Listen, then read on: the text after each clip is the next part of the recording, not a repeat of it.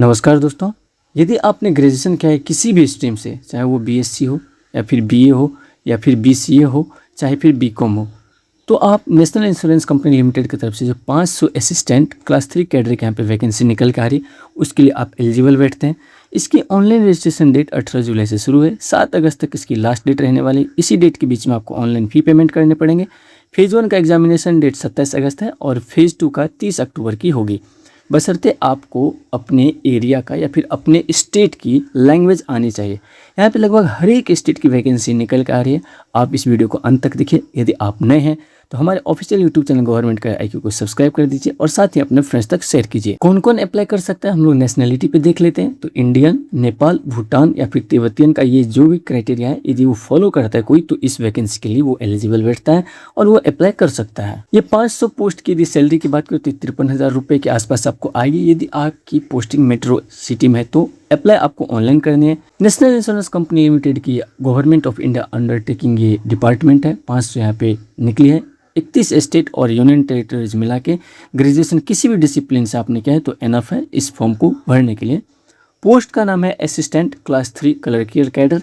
500 post है इस पे। पे स्केल आपका शुरुआती में ये जो दे रहा है, यानी कि कुल मिला के 53,000 के आसपास आपको आ सकते हैं मेट्रो सिटी में। तो मिनिमम क्वालिफिकेशन ग्रेजुएट किसी भी डिसिप्लिन में है तो आप फिर चलेगा। आपका जॉब लोकेशन ऑल इंडिया रहने वाला है, लेकिन एक टाइम पे आप एक ही स्टेट के लिए अप्लाई कर सकते हैं, क्योंकि यहाँ पे उस स्टेट की लैंग्वेज आपको आनी चाहिए जो रीजनल लैंग्वेज होती है। लास्ट डेट 7 अगस्त तक रखी गई है इसकी। यहाँ पे मैं स्टेट वाइज वैकेंसी और उस स्टेट में बोले जाने वाले रीजनल लैंग्वेज का एक लिस्ट आपके लिए तैयार किया है। देखिए, जैसे कि आंध्र प्रदेश है, टोटल वैकेंसी यहाँ पे 14 देख रहे हैं आप। तेलुगु लैंग्वेज आनी चाहिए। अरुणाचल प्रदेश में इंग्लिश 5 वैकेंसी है। असमीज़ में 18, फिर बिहार का हिंदी है, छत्तीसगढ़ हिंदी है, कोंकणी गोवा का है, गुजरात में गुजराती, हरियाणा में हिंदी। देखिए, आप यदि हिंदी लैंग्वेज के लिए अप्लाई करना चाहते हैं तो बहुत सारे स्टेट है जिसमें यहाँ पे हिंदी लैंग्वेज की निकल के आ रही है। जैसे महाराष्ट्र में मराठी है, मध्य प्रदेश में फिर से यहाँ पे हिंदी चलती है, उड़ीसा में उड़िया चलती है, राजस्थान में भी हिंदी है। तो हिंदी वाले स्टेट यहाँ पे काफ़ी ज़्यादा। उत्तराखंड में भी देखिए यहाँ पे हिंदी चलती है, वहाँ का रीजनल लैंग्वेज हिंदी है और हिंदी में काम भी चलती है। दिल्ली में भी यहाँ पे हिंदी है, बाकी और भी स्टेट है। तो सब मिला के सब स्टेट की यहाँ पे दी गई है। टोटल 500 वैकेंसी निकल के आ रही है हर एक स्टेट का मिला के। तो आप अपने आसानी के हिसाब से उस स्टेट का चयन कीजिए जिसका रीजनल लैंग्वेज आपको आसानी से आती है। हालांकि लैंग्वेज के लिए वहाँ पर कोई सर्टिफिकेट मैंडेटरी नहीं है, बस आपको लैंग्वेज आना चाहिए, क्योंकि आपसे लैंग्वेज प्रोफिशिएंसी टेस्ट लिया जाएगा। रीड, राइट, स्पीक तीनों चीज़ आपको आनी चाहिए। ओवरऑल यहाँ पे कैटेगरी वाइज वैकेंसी दिया गया, जहाँ पे अनरिजर्व के लिए 255 दिए गए, वहीं पे ओबीसी के लिए 104 है, एससी के लिए 67 है, ईडब्ल्यूएस के लिए 38 है, एसटी के लिए 36, टोटल मिला के 500 दिए जा रहे हैं। एलिजिबिलिटी क्राइटेरिया के बारे में आपको पता चल गया अभी तक कि एजुकेशनल क्वालिफिकेशन ग्रेजुएट होना चाहिए, बस वो रिकॉग्नाइज्ड सेंट्रल गवर्नमेंट से होना चाहिए। और देखिए, आपके पास सर्टिफिकेट होने चाहिए पास आउट का। कब तक से पहले? 1/7/2026 से पहले। यदि आप अपेयरिंग है इसके बाद तो आप अप्लाई नहीं कर सकते हैं।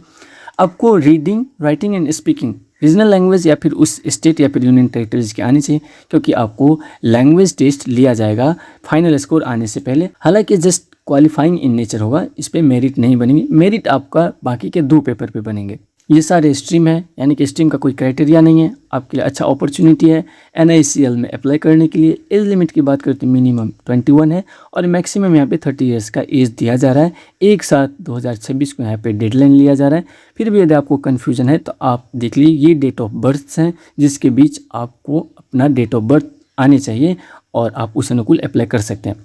बात करें एज रिलैक्सेशन के, गवर्नमेंट ऑफ नॉर्म्स के हिसाब से, जैसे कि हर एक वैकेंसी में गवर्नमेंट ऑफ इंडिया वैकेंसी के लिए रिजर्वेशन देती है, तो वही यहाँ पे पैरेलल रिजर्वेशन मिलेगी आपको। पे स्केल की बात करें तो यहाँ पे कुछ इस प्रकार से दिया हुआ है। स्टार्टिंग बेसिक पे हो सकता है आपको 36,290 से मिले, लेकिन ग्रॉस एमोलमेंट्स जैसे कि 53,000 तक भी आपको आ सकती है। डिपेंड करती है आप किस लोकेशन पे हैं। एक और चीज़, जैसे कि देखिए, हर एक लगभग की अपनी अपनी क्राइटेरिया होती है वैकेंसी की। हालांकि ये तो फुली परमानेंट है, लेकिन आपको क्या होगा कि 6 महीने आपको ट्रेनिंग दिया जाएगा, प्रोबेशन। तो उस दरमियान में भी आपको ये सैलरी मिलेगी जो यहाँ पे स्टार्टिंग बेसिक पे आप देख रहे हैं, वो तो मिलेगी ही मिलेगी।